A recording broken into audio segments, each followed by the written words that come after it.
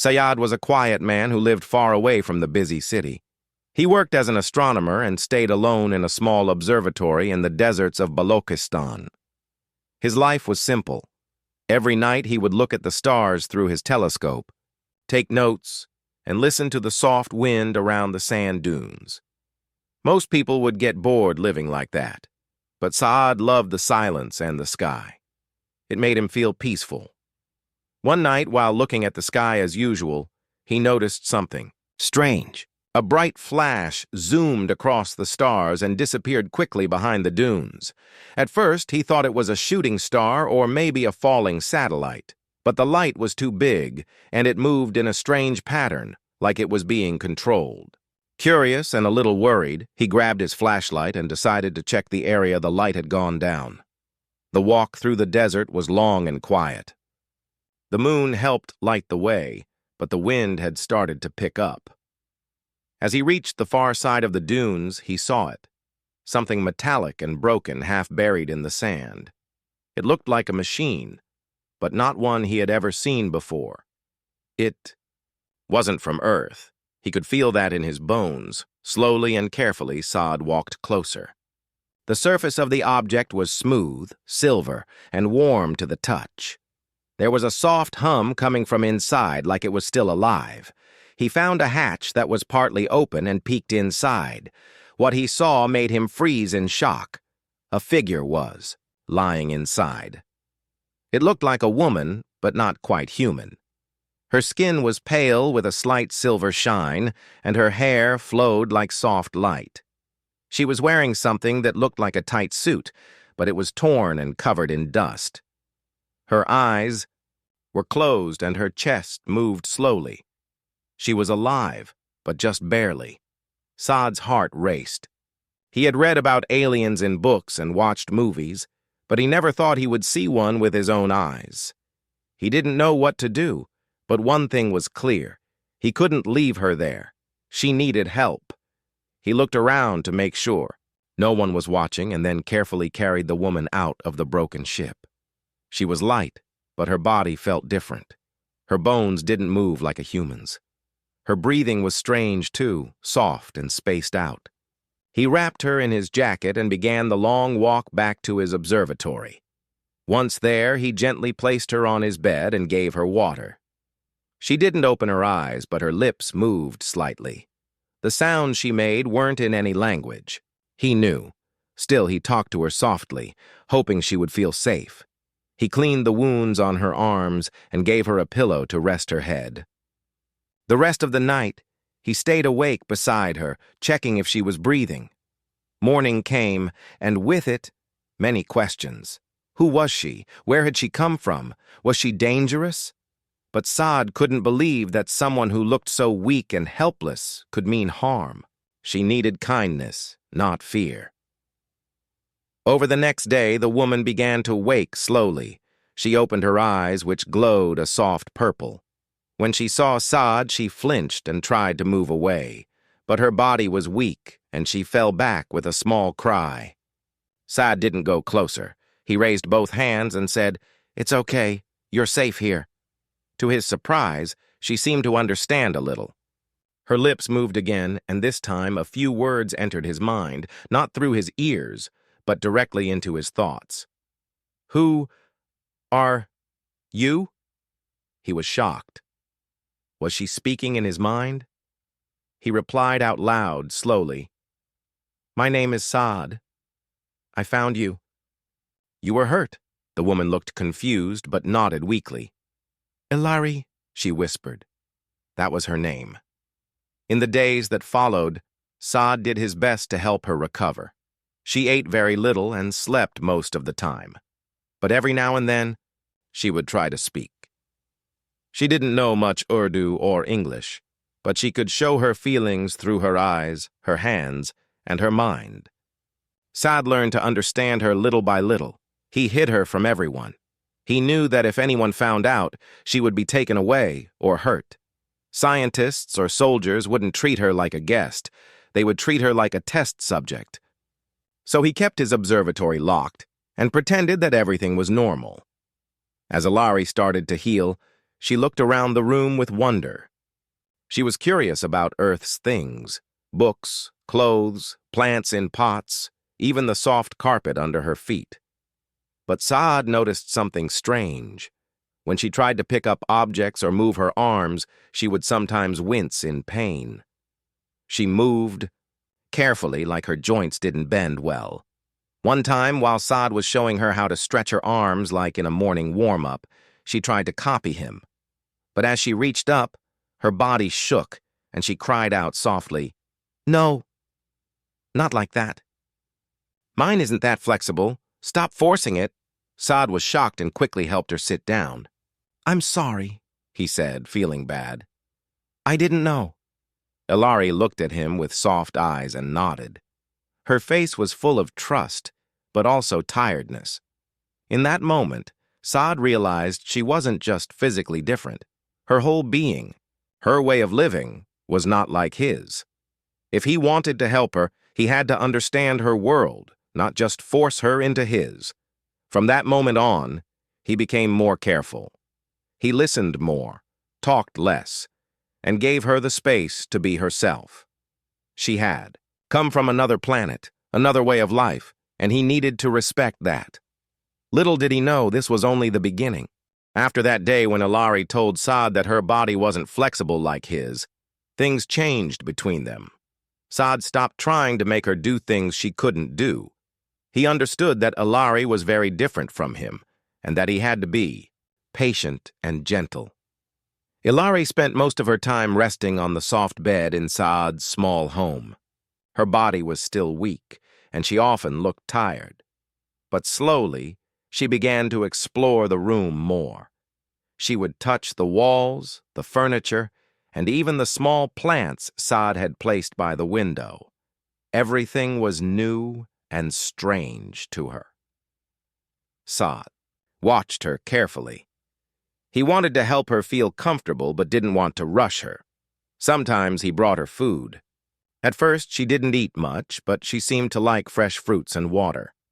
Saad learned to prepare simple meals that were easy for her to eat. They didn't share the same tastes, but he tried to find things that would be gentle on her. Ilari was curious about many things. She loved to look outside the window, especially at the sky. Sometimes she would point up to the stars and make soft sounds, almost like a song. Saad thought she might be remembering her home or her people far away. One afternoon, Saad brought a small radio to the room.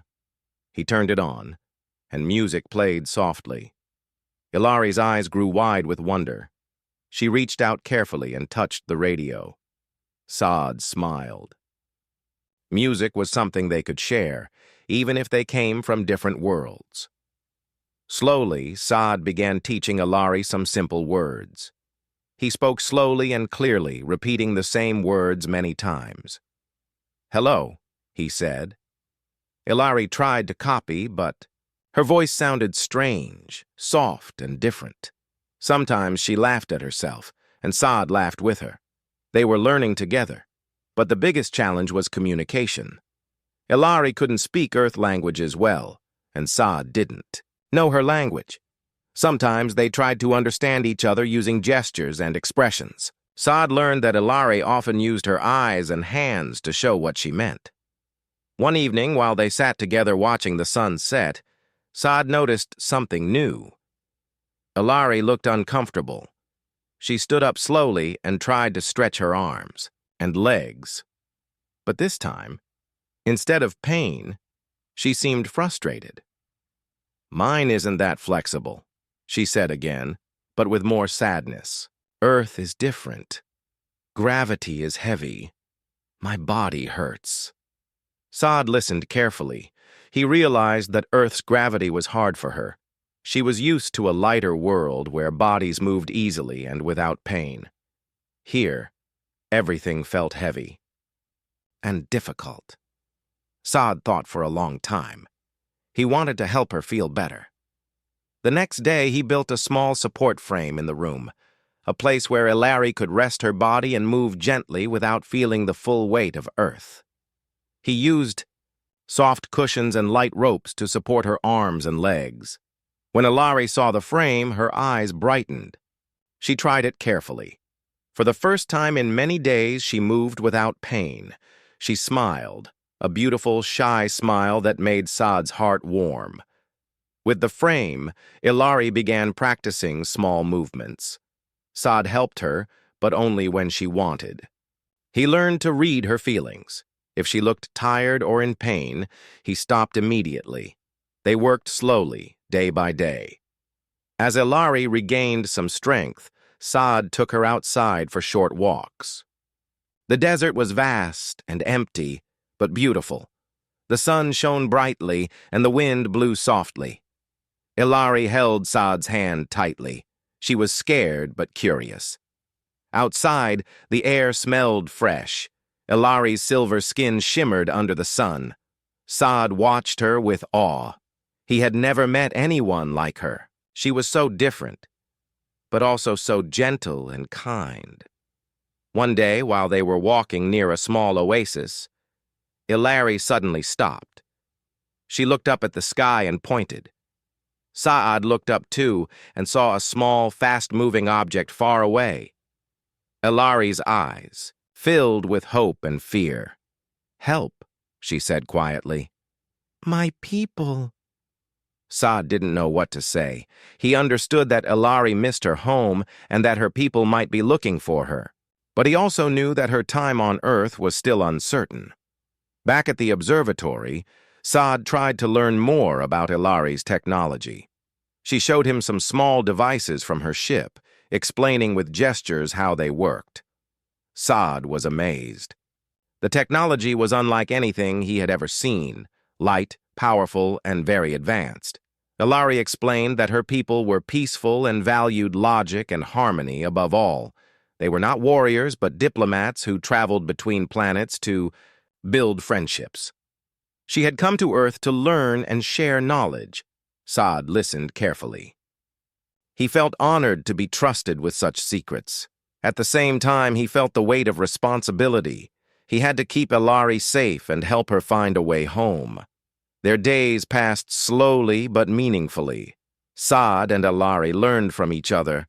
Saad taught her about Earth's culture, food, and simple joys. Ilari shared stories of distant stars, strange plants, and cities that floated in the sky. Sometimes they laughed together.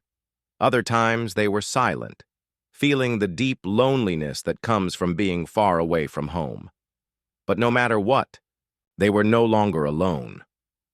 One evening, while looking at the stars, Saad asked gently, "Ilari, do you want to go home soon?" She looked at him and nodded. "Yes, but not yet. I need time." Saad understood.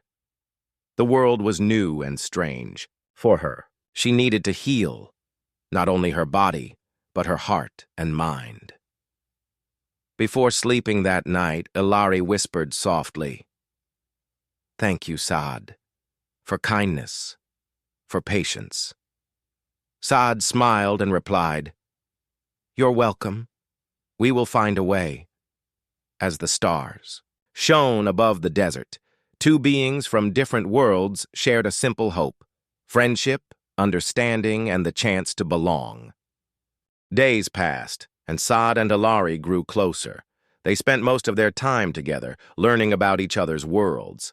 Saad wanted to know everything about Ilari's planet, and she wanted to share as much as she could, even though it was difficult to explain.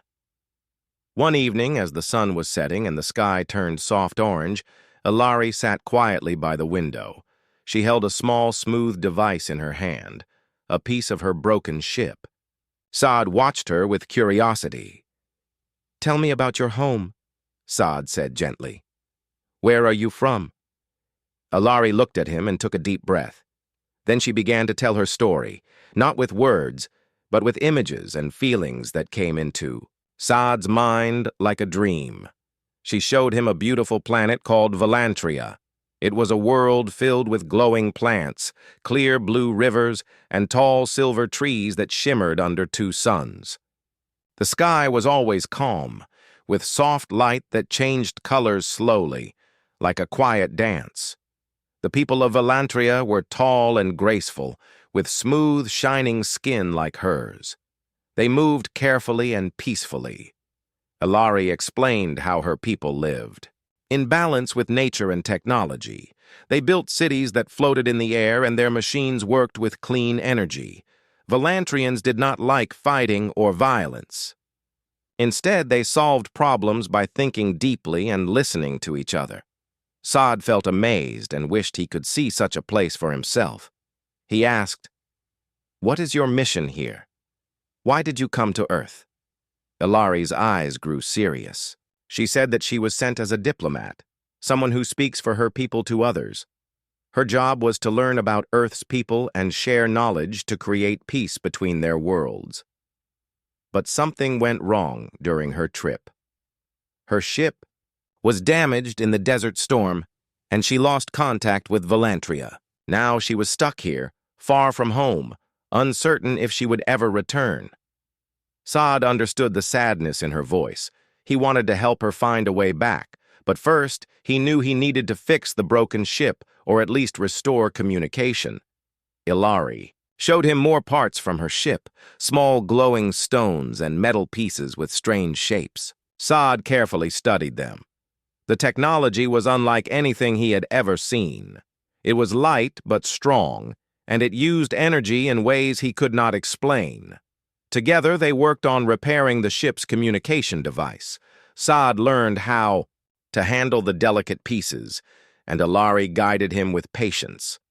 Sometimes they succeeded, and a soft hum or a light blinked. Other times, the device was silent, and both felt disappointment. While working, Saad noticed how tired Ilari was. The gravity of Earth was hard on her body, and the effort made her weak. He reminded himself to be careful and not push her too much. One day, Saad tried to teach Ilari some simple exercises to help her adjust to Earth's gravity. But Ilari stopped him quickly. "No," she said softly.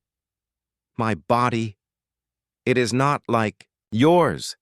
If you force it, it hurts." Saad nodded.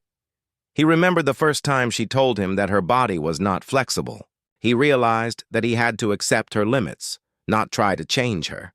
Their days became a balance of learning, healing, and growing trust. Saad taught Ilari about the stars visible from Earth and the stories behind them. Ilari shared Velantrian songs, soft melodies that she hummed in her own language. They also spent quiet moments together, simply sitting and watching the desert sky. Sometimes they didn't need words to understand each other, but even with their growing friendship, Ilari's thoughts often turned to home. She worried about what would happen if her people could not find her or if the connection was lost forever. One night, as Saad was about to sleep, Ilari came to him. Her eyes were full of fear. "They will come," she said. "My people, they will find me." Saad asked, "Are you scared?" Ilari nodded. "Yes. Here, I am weak, but with them I might not be free. I don't want to be a prisoner." Saad understood that she feared losing her freedom. Her people might want to bring her back quickly or take her for study without thinking about her feelings. He promised, "I will protect you. I will help you decide." Days later, strange signals appeared on Saad's radio equipment. Unusual patterns of sound and light from the sky. Saad knew that Velantria was trying to contact Ilari. Ilari's face brightened with hope, but also with worry. "They are coming," she whispered. Saad worked faster to fix the communication device. Ilari helped, giving him advice and encouragement. Finally, the device blinked with a steady light. Saad picked it up and spoke softly. "Ilari, are you ready?" She looked at him and smiled. "Yes, but I want to stay a little longer, to learn more, to be ready." Saad nodded, understanding that leaving was not just about fixing the machine. It was about healing the heart and mind. That night, under the shining stars, they sat together and dreamed about the future. A future where Different worlds could meet with kindness and respect. After the strange signals appeared on Saad's radio, more people started noticing unusual things in the desert. Scientists, journalists, and even some government officials came to investigate. They had heard rumors of strange sounds and lights coming from the area near Saad's observatory. Saad knew he had to be careful. He wanted to protect Ilari and keep her safe. For days, he kept the doors locked and refused to let anyone inside. He pretended everything was normal, but inside he was worried. Ilari stayed hidden in a small room Saad had prepared for her. She was tired and weak, but her spirit was strong. She watched the visitors from behind the window, her eyes full of fear and curiosity. She didn't want to be discovered. One afternoon, a man in a white coat came near Saad's door. He was a scientist, very curious and polite. He asked Saad many questions about the radio signals and the strange lights. Saad answered carefully, not telling the truth. But the scientist was not satisfied. He wanted to see the equipment inside and learn more. Saad had to think fast. He made excuses and told the man he was busy with experiments that needed privacy. The next day, the scientist came again. This time, he brought some helpers. They tried to open the door, but Saad was there to stop them. A small argument started, and the man threatened to call the police. Saad felt scared. If the police came, they might find Ilari and take her away. He couldn't let that happen. Meanwhile, Ilari was growing weaker. The stress and fear were hard on her body. She needed rest and care, but she also needed to be free. One night, when everyone was asleep, Ilari decided she could not stay hidden any longer. She wanted to see the stars and feel the desert wind again. She slipped out of the house quietly. Saad woke up and found her gone. He was worried but understood her need for freedom. He grabbed his jacket and ran outside to find her. Ilari was standing under the wide, open sky, looking up at the stars. The desert air was cool, and the moonlight made her skin glow softly. She looked peaceful, but tired. Saad came close and said gently, "Ilari, it's dangerous out here alone. Please come back inside." She smiled sadly. "I cannot stay locked away. I need to feel alive." Saad nodded, understanding her feelings. He took her hand, and together, they walked slowly through the desert.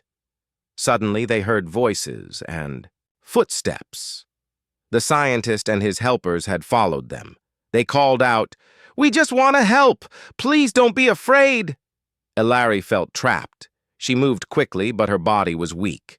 Saad stepped in front of her to protect her. "Please," Saad said, "she is hurt. She needs rest." The scientist looked at Ilari closely. He was surprised by her unusual appearance, but tried to stay calm. "We only want to study her," he said.